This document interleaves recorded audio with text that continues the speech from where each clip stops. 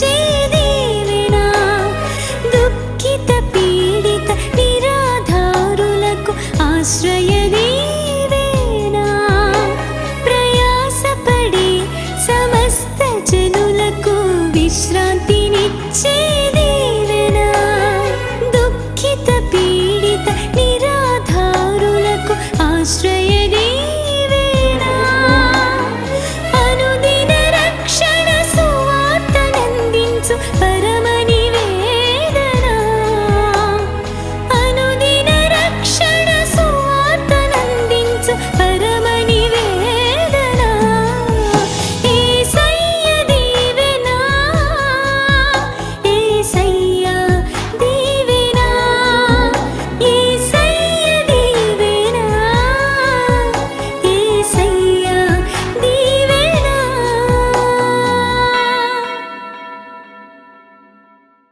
నీతో గడిపే ప్రతి క్షణము ఆనంద బాష్పాలు ఆగవయా.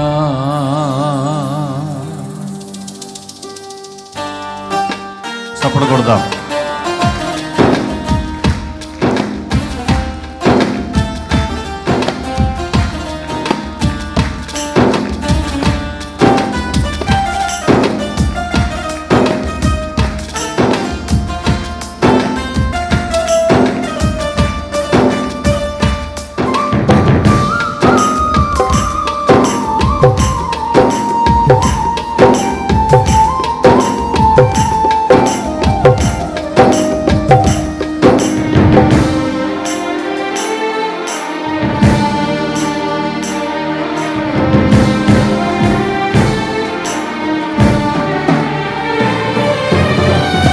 నీతో గడిపే ప్రతి క్షణము ఆనంద బాష్పాలు ఆగవయా. నీతో గడిపే ప్రతి క్షణము ఆనంద బాష్పాలు ఆగవయా. కృపతలంచగా కృపతలంచగా నాగళమాగదు స్తుతించక నిన్ను కీర్తించక. యేసయ్యా యేసయ్యా నా యేసయ్యా, యేసయ్యా యేసయ్యా నా యేసయ్యా. అందరం యేసయ్యా.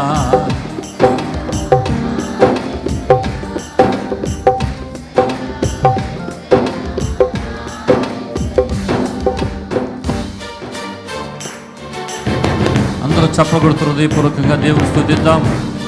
మారా వంటి మన బ్రతుకులను మధురముగా మార్చిన దేవుడు. మనము ఆయనను ప్రేమించితిమి అని కాదు గాని ఆయనే మనలను ప్రేమించి మన కోసం చేసిన త్యాగాన్ని జ్ఞాపకం చేసుకుంటూ ఆరాధన చేద్దాం.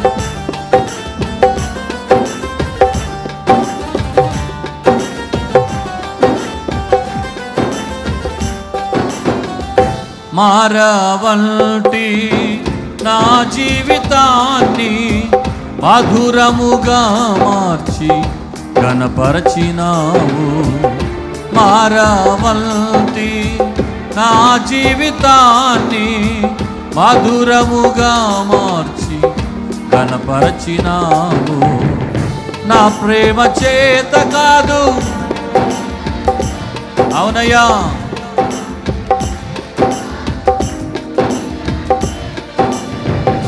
రక్తాన్ని చిందించి నన్ను రక్షించావు. రక్తాన్ని చిందించి నన్ను రక్షించావు. యేసయ్యా యేసయ్యా నా యేసయ్యా. స్వరమెత్తి యేసయ్యా యేసయ్యా నా యేసయ్యా, యేసయ్యా యేసయ్యా. ఒక్క నిమిషం కళ్ళు మూసుకొని చప్పట కొడుతూ యేసు నామ స్మరణ చేద్దాం. ఆమేన్. యేసయ్యా యేసయ్యా నా యేసయ్యా, యేసయ్యా యేసయ్యా నా యేసయ్యా, యేసయ్యా యేసయ్యా. అందరూ అనండి స్వరమెత్తి, యేసయ్యా. యేసునామ స్మరణ చేద్దాం. ఆయనను ఆరాధించుచున్నప్పుడే గొప్ప కార్యాలు, అద్భుతాలు, ఆశ్చర్య కార్యాలు, బలమైన కార్యాలు దేవుడు జరిగిస్తాడు. స్వరమెత్తి యేసయ్యా అనండి. యేసయ్యా యేసయ్యా యేసయ్యా యేసయ్యా యేసయ్యా. రండి నాయనా, ఇంకా ఎవరిలో నీ కార్యాలు జరగడం లేదో, ఎవరు పరిపూర్ణంగా నిన్ను కలిగి లేరో, నిన్ను పిలుచుచున్నప్పుడే వారిలోనికి రండి. ప్రభు నీ కార్యాలు జరిగించండి. రక్షణ పొందని వారు రక్షణ పొందాలి, మారు మనసు లేని వారు మారు మనసు పొందాలి. గొప్ప కార్యాలు జరగాలి నాయనా. నీ నామాన్ని ఉచ్చరిస్తున్నప్పుడే నీ నామములో ఉన్న శక్తి ప్రతి ఒక్కరిలోనికి ప్రవేశించాలయ్యా. గొప్ప కార్యాలు జరిగించండి ప్రభు.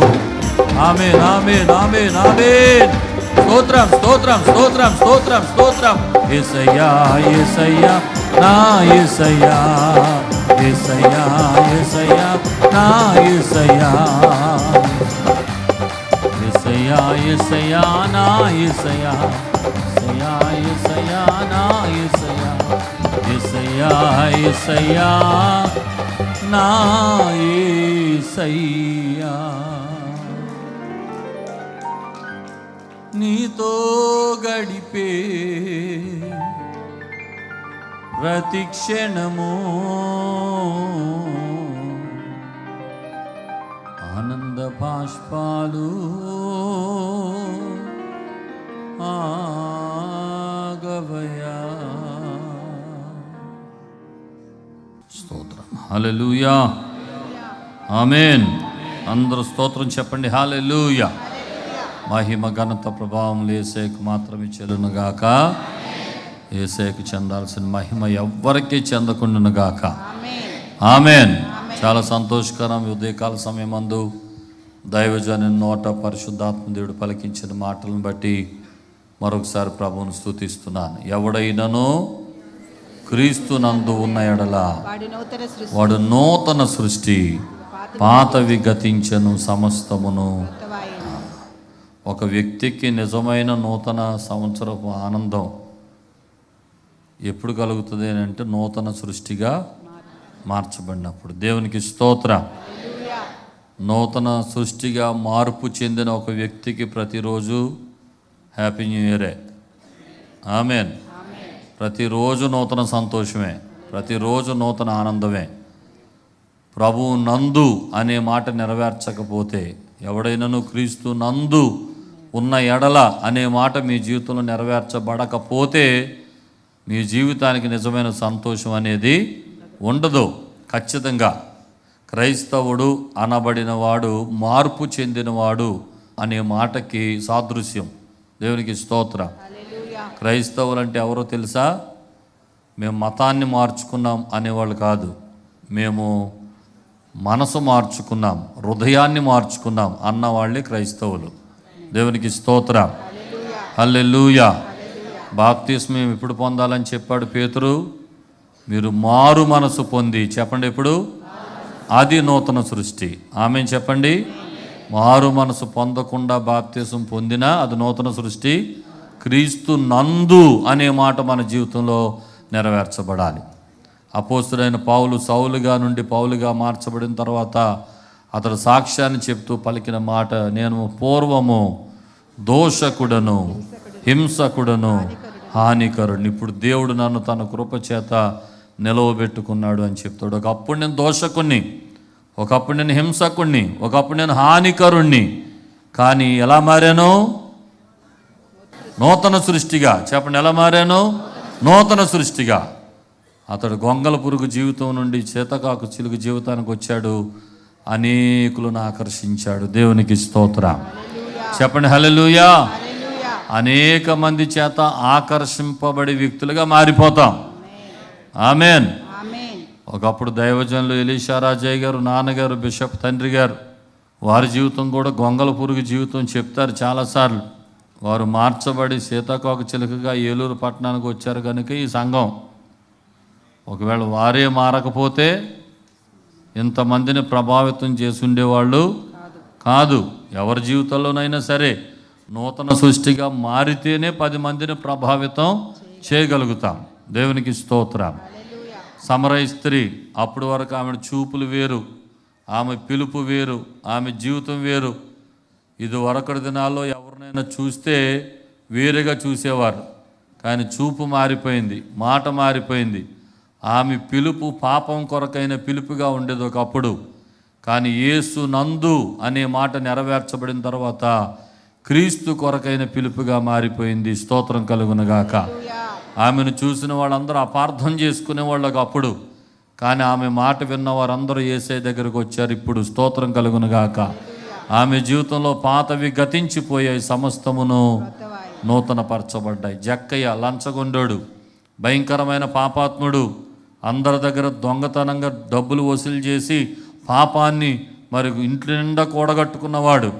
అలాంటి వాడు యేసును చూడాలని ఆశ కలిగి యేసును చూచాడు, యేసుని ఇంటికి రప్పించుకున్నాడు. నేను కూడా యేసయ్యను నమ్ముకుంటానని తన మనసు మార్చుకుని, అయ్యా ఎవరి దగ్గరైనా 100 రూపాయలు తీసుకుంటే తిరిగి 400 వాళ్ళకి ఇచ్చేస్తారని యేసు దగ్గర తమ పాప జీవితాన్ని ఒప్పుకొని పాతవి విడిచిపెట్టేశాడు. ఎలా మార్చబడ్డాడు? నూతన సృష్టిగా మార్చబడ్డాడు. ఇతడు కూడా అబ్రహాము కుమారుడే అని పిలువబడ్డాడు. దేవునికి స్తోత్రం. మనసు మారితేనే కానీ మనం నూతన సృష్టి అనుభవంలోనికి రాలేం. మన పాప జీవితానికి స్వస్తి చెప్పితేనే కానీ నూతన జీవితంలోనికి రాలేం. ఒకప్పుడు ఆమె పాపాత్మురాలైన స్త్రీ యేసు దగ్గర తమ పాపానంత ఒప్పుకొని పాదముల మీద అత్తరపోసి కడిగి తన వెంట్రుకలతో ఆయనను శుద్ధి చేసి ఆమె పాప జీవితం అంతా కూడా యేసు దగ్గర ఒలకపోసుకొని పాప క్షమాపణ పొందింది. నేనంటాను, తర్వాత పాపాత్మురాలైన స్త్రీ కాదు, ఆమె నీతిమంతురాలైన స్త్రీగా మార్చబడింది. స్తోత్రం కలుగునుగాక. మనసు మారితేనే నూతన సృష్టి. చెప్పండి మాట గట్టిగా చెప్పండి, గట్టిగా చెప్పండి. ఆమేన్. ఇంకా మనం మార్చబడాలి. ఇంకా మనలో ఏదైనా పాపములు, దోషములు, అవిధేయత, దేవునికి ఇష్టం లేని కార్యాలు మనలో ఉంటే పాత సంవత్సరాలు గతించిపోతున్నాయి, వాటితో పాటు పాత స్వభావం కూడా గతించిపోవాలి, నూతన స్వభావంలోనికి రావాలి. ఎంతమంది ఇంకా రక్షణ లేకుండా నిలబడ్డారు? నిలబడిన వాళ్ళు, నిలబడని వాళ్ళు ఇంకెంతమంది ఉన్నారు? ఈ సంవత్సరం దేవుడు మిమ్మల్ని నూతన సృష్టిగా చేయునుగాక. మీ మనసును సంపూర్తిగా మార్చుకుని యేసు సంపూర్ణంగా ఆయనను మీ జీవితంలోకి ఆహ్వానించి నిజరక్షకుడిగా ప్రభుని గుండెల్లో చేర్చుకోండి. తప్పకుండా దేవుడు మీ జీవితంలో ఆశ్చర్యమైన కార్యాలు జరిగిస్తాడు. దేవునికి స్తోత్రం. చెప్పండి హల్లెలూయా, హల్లెలూయా. నేను ఒక్క మాట గుర్తు చేసి ముగిస్తాను. మన వాగ్దానం, మొదట నీ స్థితి కొద్దిగా ఉండినను తుదను నీవు మహాభివృద్ధి నొందుతావు. చక్కటి మాట ఈ సంవత్సరం వాగ్దానం. మహాభివృద్ధి పొందే సంవత్సరం అనండి, కొంచెం గట్టిగానండి. 1 తారీఖు దీని గురించిన వివరణ, ఒక వర్తమానం ఇచ్చారు. మహాభివృద్ధి ఎలా పొందుతాం, ఏ రీతిగా మహాభివృద్ధి పొందగలమని. ఈరోజు కూడా ఒక్క పాయింట్ చెప్తాను, ఒక 5 మాటలతో కూడిన మాట. ఇదే పౌలు పూర్వం దోషకుణ్ణి, హింసకుణ్ణి, హానికరుణ్ణి అని చెప్పిన పౌలే తిమోతితో మాట్లాడుతూ తిమోతికి నేర్పించిన ఒక చక్కటి మాట, తన ద్వారా సంఘానికి చెప్పమన్నటువంటి కొన్ని మాటలు ఇక్కడ మనకి 1 తిమోతి పత్రిక 4వ అధ్యాయము 15వ వచనంలో కనపడతారు. చూడండి ఒక మాట, 15వ వచనం. నీ అభివృద్ధి అందరికీ తేటగా కనపడు నిమిత్తం. అందరూ చెప్పండి ఈ మాట. నీ అభివృద్ధి అందరికీ తేటగా కనబడి నిమిత్తం. ఏ సంవత్సరం ఇది? మహాభివృద్ధి పొందే సంవత్సరం. చెప్పండి గట్టిగా. మహాభివృద్ధి పొందే రైట్. ఇప్పుడు ఏమంటున్నాడు ఇక్కడ? నీ అభివృద్ధి అందరికీ తేటగా తేటగా కనపడాలి ఈ సంవత్సరం. దేవునికి స్తోత్రం చెప్పండి. హల్లెలూయా. ఈ వాగ్దానాన్ని పొందారు అన్నది మీ జీవితంలో తేటగా కనపడాలి. ఆమేన్ చెప్పండి. మీరు తేటగా మీ అభివృద్ధిని లోకానికి కనపరిచేవారిగా మారిపోవాలి. స్తోత్రం కలుగును గాక. ఏమంటాడు? నీ అభివృద్ధి అందరికీ తేటగా కనబడు నిమిత్తము వీటిని మనస్కరించుము, వీటి యందే సాధకము చేసుకొనము. అంటే నీ అభివృద్ధి అందరికీ కనపడేలాగా ఉండాలి అంటే నువ్వు ఈ పనులు చేయి, వీటి మీద నువ్వు మనసు పెట్టు. అంటే ఏ పనులు చేయమన్నాడు, దేని మీద మనసు పెట్టమన్నాడు చూద్దాం ఒకసారి. 11వ వచనం నుండి. నీ యవ్వనమును బట్టి ఎవడు నిన్ను తృణీకరింపనీయకుము గాని మాటలోను ఒకటి, అందరూ చెప్పండి, ఒకటి మాటలో మాటలోను అనండి ఒకసారి గట్టిగా. మాటలో మాటలోను 2, ప్రవర్తన ప్రవర్తనలోను 3, ప్రేమలో ప్రేమలోను 4, విశ్వాసములోను 5, పవిత్రతలో పవిత్రతలోను ఎలా ఉండాలి? విశ్వాస విశ్వాసులకు మాదిరిగా ఉండాలి. చెప్పండి, ఎలా ఉండాలి? విశ్వాసులకు మాదిరిగా ఉండాలి. ఒకటి మాటలో, చెప్పండి ఒకటి. మన మాట దేవునికి సంతోషం కలిగించేదై ఉండాలి. ఆమేన్ చెప్పండి. అపవిత్రమైన మాటలు మన నోట రానివ్వకూడదు. అపవిత్రమైన మాటలు, పోకిరి మాటలు, సరసోక్తులు, బూతులైనను విసర్జించమని బైబిల్ చెప్తుంది. మన నోట అపవిత్రమైన మాటలు రానివ్వకూడదు. యెషయా నా పెదవులు కాల్చినట్లుగా, దేవుని ద్వారా నీ పెదవులు కాల్చబడిన పెదవులుగా, పాపము పరిపూర్ణంగా తొలగిపోయిన పెదవులుగా, పవిత్రమైన మాటలు మాట్లాడే నాలుకగా మన నాలుకను సిద్ధపరచుకోవాలి. స్తోత్రం కలుగును గాక. ఒకటి, నీ మాటలోని విశ్వాసులకు మాదిరిగా ఉంటే నీ అభివృద్ధి అందరికి ఎలా కనబడుద్దంట? తేటగా కనబడుద్దట ఈ సంవత్సరం. దేవునికి స్తోత్ర. హల్లెలూయా. కనుక మన మాటలు సంతోషాన్ని కలిగించే మాటలై ఉండాలి, అందరికీ ఆనందాన్ని కలిగించే మాటలై ఉండాలి, సంఘానికి ప్రయోజనకరమైన మాటలై ఉండాలి. ఇతరులను దుఃఖపెట్టేవిగా, ఇతరులను బాధ పెట్టేవిగా మన మాటలు ఉండకూడదు. దేవునిని దుఃఖపెట్టేవిగా మన మాటలు ఉండకూడదు. కనుక నీ మాటల్లో ఎవరికి మాదిరిగా ఉండాలి చెప్పండి? విశ్వాసులకు మాదిరిగా ఉండాలి. చెప్పండి, ఎవరికి మాదిరిగా ఉండాలి? రెండవది మాటలోను, రెండవది ప్రవర్తనలో ప్రవర్తనలో. చెప్పండి, రెండవది ప్రవర్తన మన ప్రవర్తన ఎవరికి సంతోషం కలగాలి? దేవునికి సంతోషం కలగాలి. చెప్పండి, మన ప్రవర్తన ద్వారా ఎవరికి సంతోషం? దేవునికి. మన ప్రవర్తన దేవునికి దుఃఖాన్ని కలిగించడానికి వీల్లేదు. మనల్ని చూచిన దేవుడు సంతోషించాలి. దావీదు నా హృదయానుసారుడు, నాకు తగినట్లుగా ప్రవర్తిస్తాడని దావీదుని గురించి ఎలాంటి సాక్ష్యం చెప్పబడిందో మన గురించి కూడా అలాంటి సాక్ష్యాన్ని ప్రభు ఇవ్వగలగాలి. స్తోత్రం. హల్లెలూయా. సంఘములో ఒకలాగా బయట ఒకలాగా ప్రవర్తించకూడదు. మన ప్రవర్తన ఎవరికి మాదిరిగా ఉండాలి చెప్పండి? సంఘానికి, విశ్వాసులకు మాదిరిగా ఉండాలి. కనుక ఒకటి, నీ మాటలో నీవు మాదిరిగా కనపడినప్పుడు నీ అభివృద్ధిని తేటగా నువ్వు చూడగలుగుతావు. 2, నీ ప్రవర్తనలో నువ్వు మాదిరిగా ఉండినప్పుడు నీ అభివృద్ధిని తేటగా చూడగలుగుతావు. స్తోత్రం చెప్పండి, హల్లెలూయా. 3వది ప్రేమలో మాదిరి ఉండాలి. చెప్పండి, ఏముండాలి? ఎవరు ప్రేమ ఉండాలి మనలో? యేసయ్య ప్రేమ ఉండాలి. దేవునికి స్తోత్రం. చెప్పండి గట్టి, ఎవరు ప్రేమ ఉండాలి? నిజమైన ప్రేమ, నిష్కల్మషమైన ప్రేమ, యథార్థమైన ప్రేమకు అర్థం ఏంటో 1 కొరింథీ 13వ అధ్యాయంలో 15 మాటలు రాశాడు భక్తుడు. స్తోత్రం చెప్పండి. ఇంటికి వెళ్ళి రాసుకుని కంఠస్థ పెట్టేసి దాని ప్రకారం ఈ సంవత్సరం జీవించండి. నిజమైన ప్రేమ కలిగిన వారిగా బ్రతకండి. యేసయ్య ప్రేమను ధరించుకున్న వారిగా జీవించండి. ఎప్పుడైతే యేసయ్య ప్రేమ మనలోనికి వచ్చి మన విశ్వాసులకు మాదిరిగా కనబడతామో మన అభివృద్ధి ఎలా కనబడుతుంది? తేటగా. చెప్పండి, మన అభివృద్ధి ఎలా కనబడుతుంది? తేటగా కనబడుతుంది. స్తోత్రం చెప్పండి, హల్లెలూయా, హల్లెలూయా. ప్రేమ, కల్మషము లేని ప్రేమ కనపడాలి మనలో నుండి. ఆమేన్ చెప్పండి. ఏ కల్మషం ఉండకూడదు, యథార్థమైన ప్రేమ ఉండాలి. దేవునికి స్తోత్రం చెప్పండి. మీ గృహాల్లో మీరు దాన్ని అవలంబించండి. భార్యాభర్తల మధ్య అవలంబించండి. ఆమేన్ చెప్పండి, గట్టిగా చెప్పండి. బిడ్డలు తల్లిదండ్రుల మధ్య ఆ ప్రేమను అలవరచండి. ఆమేన్. అందరూ చెప్పండి ఆమేన్. మీ సోదరి సోదరుల మధ్య ప్రేమను అలవాటు చేయండి. ఆమేన్. సమాజంలో అందరి మధ్య ప్రేమను, దైవికమైన ప్రేమను అలవాటు చేయి. ఈ సంవత్సరం ప్రేమ కలిగిన జీవితాన్ని బ్రతికితే నీ అభివృద్ధిని నీవు తేటగా చూస్తావు. అభివృద్ధిని తేటగా చూస్తావు అనండి. ఆమేన్. స్తోత్రం చెప్పండి. 4వ మాట, 1 మాటలో విశ్వాసులకు మాదిరిగా ఉంటే,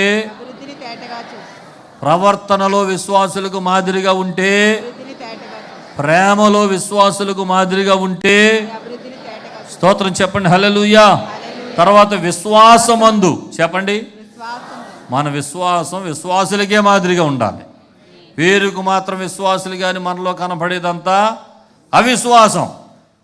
అందుచేతనే మన అభివృద్ధిని చూడలేం. కనుక ఈ సంవత్సరం నిజమైన విశ్వాసిగా మార్పు చెందాలి.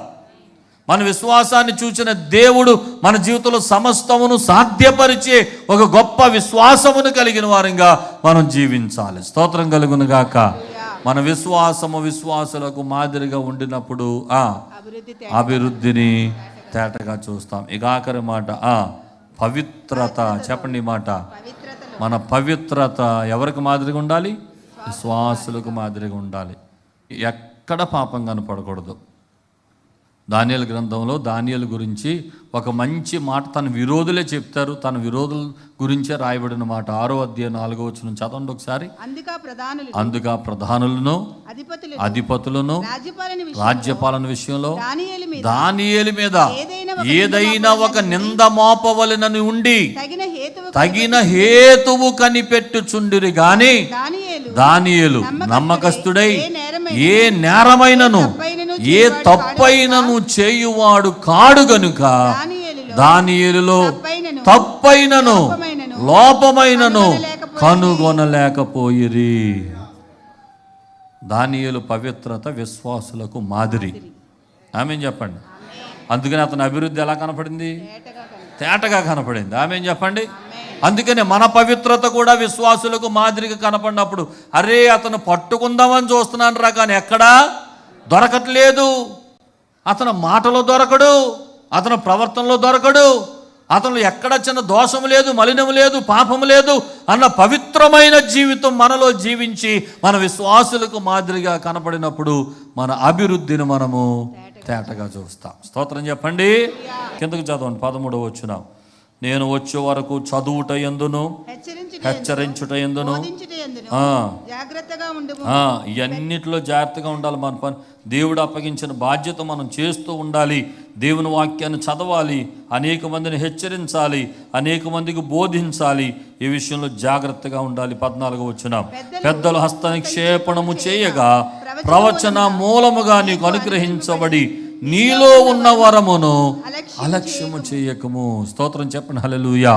మనలో ఉన్న వరాలను మనము అలక్ష్యం చేయకూడదు. దేవుని కొరకు మనం ఏం చేయగలమో మరింత మరింత మరింత మరింత మన దర్శనాలు పెరుగుతూ ఉండాలి. ఆమేన్. దేవుని కొరకు మనలో ఉన్న వరాన్ని ఇంకా వాడాలి, ఇంకా వాడాలి, ఇంకా వాడాలి, ఇంకా వాడాలి, ఇంకా ఉపయోగించాలి, ఇంకా ఉపయోగించాలి. స్తోత్రం కలుగును గాక. చెప్పండి హల్లెలూయా, హల్లెలూయా, హల్లెలూయా.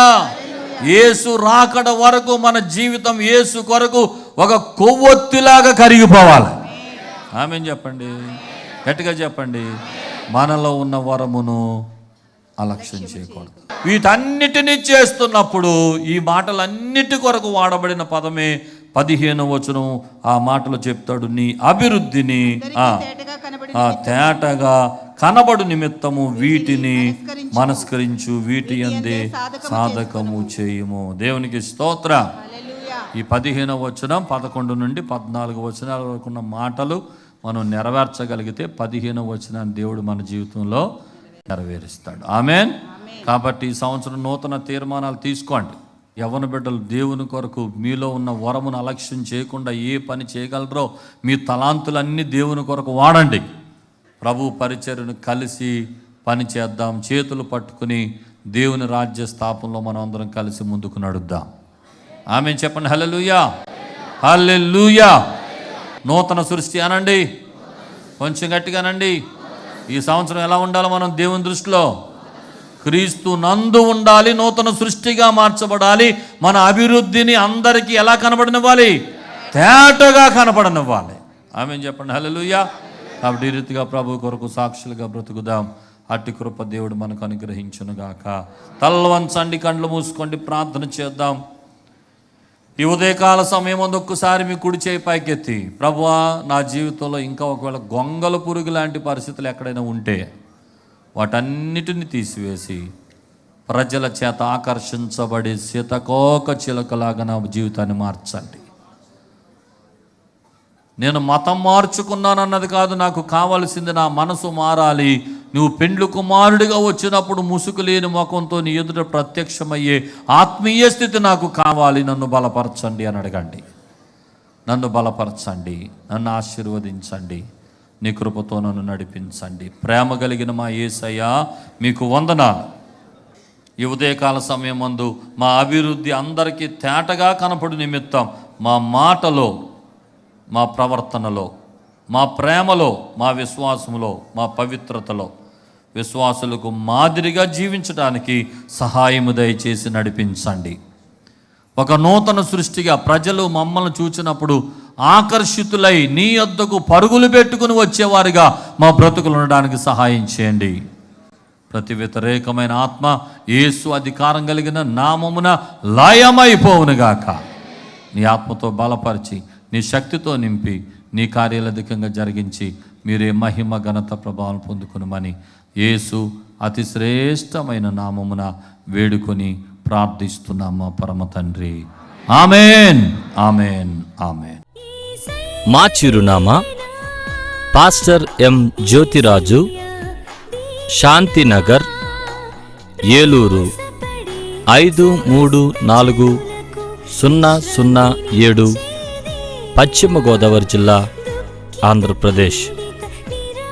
Our address: pastor M Jyothiraju, Shantinagar, Eluru 534007, west Godavari district, Andhra Pradesh.